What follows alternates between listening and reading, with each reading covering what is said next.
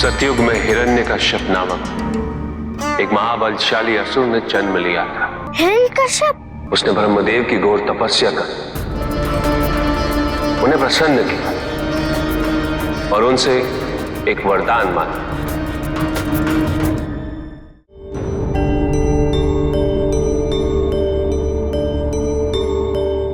तुम्हारी तपस्या पूर्ण हुई। हे ब्रह्मदेव, मुझे विश्वास था कि आप अवश्य प्रसन्न होंगे। मैं तो वरदान का इच्छुक हूं। वरदान मांगो हिरण्यकश्यप।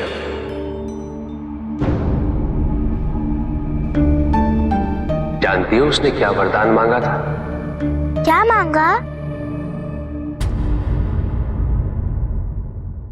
अमृतत्व। तो ब्रह्मा जी ने वरदान अवश्य दिया होगा, है ना? तुम्हें कैसे पता? आपने ही तो बताया था कि जो भी अपनी तपस्या से त्रिदेव को प्रसन्न करता है उसे मनचाहा वरदान अवश्य मिलता है।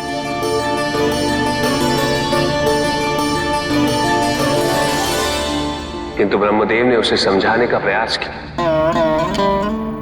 उससे कहा कि संसार में जो भी जन्म लेता है उसकी मृत्यु तो निश्चित है। तुम कोई और वरदान मांग लो।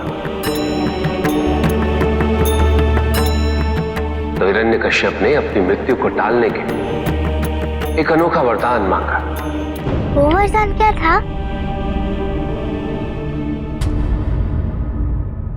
यदि आप अमृतत्व नहीं दे सकते तो इतना वरदान दे दीजिए ब्रह्मदेव कि मेरी मृत्यु न अस्त्र से हो, न शस्त्र से, न मनुष्य के हाथों से हो, न पशु के, न देव के हाथों से हो, न असुर के, न दिन में न रात में, न घर के अंदर न घर के बाहर, और न धरती पर और न आकाश में।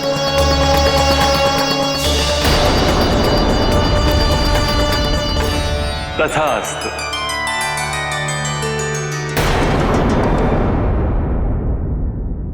अर्थात उसे कोई भी नहीं मार सकता था। वो अमर होने का वरदान ना पाके भी अमर हो गया था। बहुत चालाक था हिरण्यकश्यप।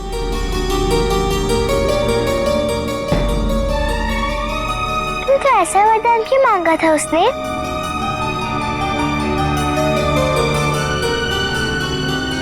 क्योंकि वो तीनों लोकों को जीतकर स्वयं को उनका स्वामी अर्थात भगवान घोषित करना चाहता था। वो चाहता था कि सब उसकी पूजा करें और जो ऐसा नहीं करता उन्हें मार दिया जाता था। सारे देवता उसके भय से कांपते थे, किंतु हिरण्यकश्यप ये नहीं जानता था कि शीघ्र ही उसका पुत्र प्रहलाद ही उसे ईश्वर की शक्ति का आभास कराएगा। प्रहलाद? हाँ,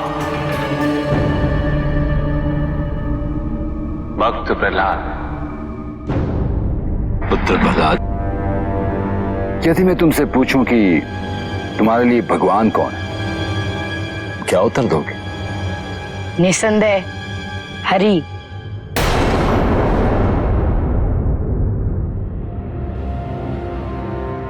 हरि? हाँ, हरि अर्थात नारायण, भगवान विष्णु। जैसे कि आपके भी अन्य नाम है ना, भोलेनाथ, नीलकंठ, पशुपति, त्रिपुरारी, चंद्रशेखर, मृत्युंजय, है ना? जब भक्त प्रहलाद ने हरि का नाम लिया तो हिरण्यकश्यप तो क्रोधित हो गया होगा ना? हाँ, मन ही मन उसे बहुत क्रोध आया। उसके अहंकार को चोट पहुंची थी।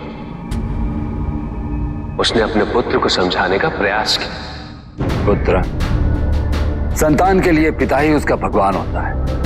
मैं ही तुम्हारा जन्मदाता हूं और मेरे ही कारण तुम इस संसार में आए। इसलिए पुत्र बोलो, हरि नहीं, हिरण्यकश्यप मेरा भगवान है। बोलो पुत्र। हरि।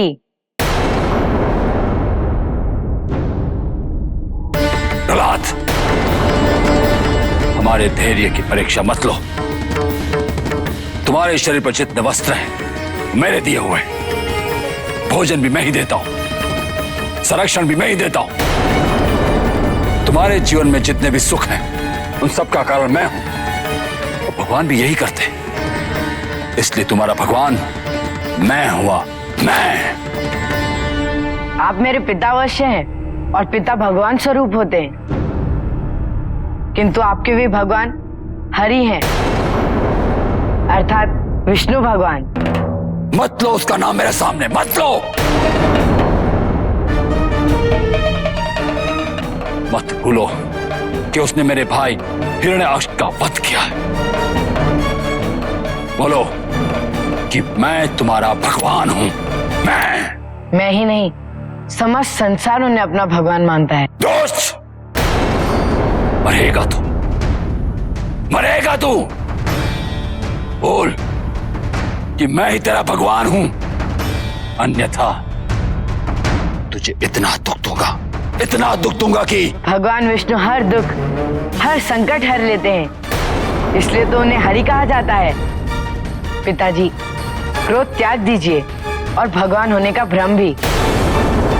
आप भी मेरे भांति भगवान विष्णु की शरण में आ जाइए, यही प्रत्येक जीवन का उद्देश्य है। वो आपको अवश्य क्षमा कर देंगे। ये दुस्साहस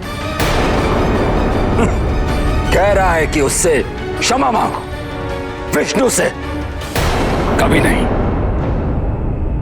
मूर्ख, तू मेरे संतान होने के योग्य नहीं है, तू मेरे लिए अभिशाप है। सैनिकों, जब तक ये मुझे भगवान नहीं मानता, इसे बंदी बना के रखो, जकड़ लो बेड़ियों में, जाओ।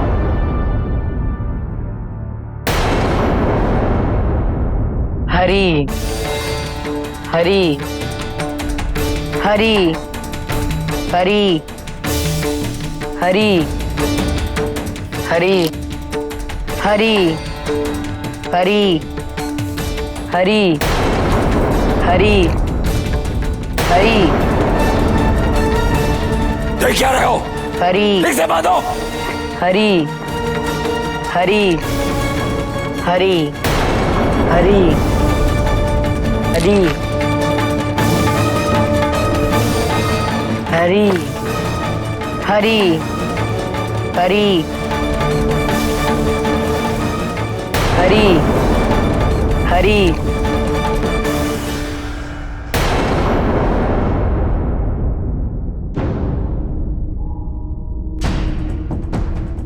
हिरण्यकश्यप की बेड़ियां इतनी कोमल कब से हो गई जो स्वयं ही बिखर गई।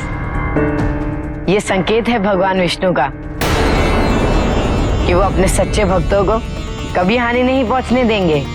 तुम्हारे कहने का अर्थ यह है कि ये बेड़ियां तुम्हारे हरि ने आके निकाल दी। ठीक है, ठीक है,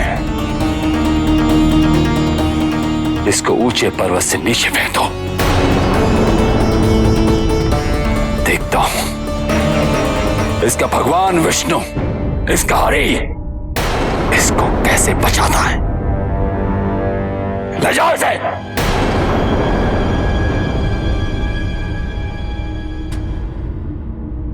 कोई पिता अपने पुत्र के साथ ऐसा कैसे कर सकता है?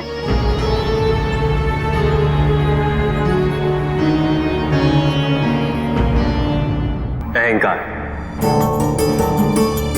अहंकार किसी व्यक्ति को इतनी दूर ले जाता है जहां उसे उचित अनुचित में कुछ अंतर ही नहीं दिखता। उसे चिंता होती है तो केवल अपने अहंकार के पोषण, जो इसके अधीर होता है वो उसका शत्रु होता है, फिर चाहे वो उसकी अपनी संतान ही क्यों ना हो। तो क्या उस अहंकारी ने अपने पुत्र को उस पर्वत से नीचे गिरा दिया?